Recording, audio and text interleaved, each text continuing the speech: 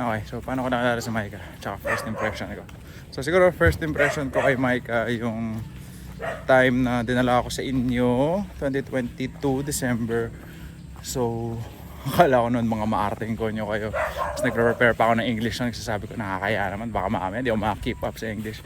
Pero syempre, napaka-welcoming. Unang bati sa akin po siya, beso agad. Sabi ko, ay grabe, buti ano to.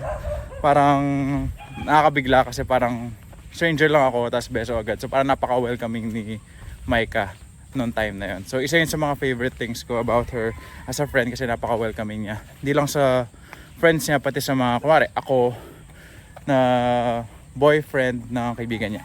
Okay. And then, ayun, favorite thing with Micah siguro yung time na nasa club tayo kasama si kaibigan ng kuya ni Pachot. Ayun. Tapos parang tinanong kita one time, sabi ko, so first time, ayan no, nasa Manila ka na. So saan mo mas gusto? Manila or sa Pampanga? So bigla ako kasi sagot mo nun Manila.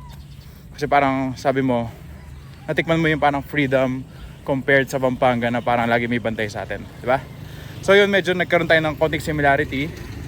Pero at the same time, ngayon nandito ako na sa Pampanga. Ang unang pumasok sa isip ko, oo nga, may freedom ka, may freedom, or ako rin, may freedom tayo pareho.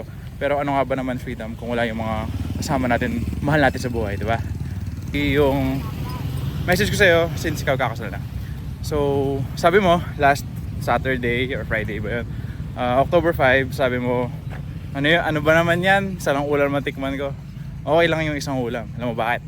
Kasi, paano kung tumikim ka ng ibang ulam, pero ang nangyari, sumakit lang pakiramdam mo. So, wala namang problema doon. Okay na yun, safety naman. So, paghandaan mo na yan kasi forever na isa na lang ulam mo habang buhay. So, congrats Micah and enjoy Bali. Bye-bye.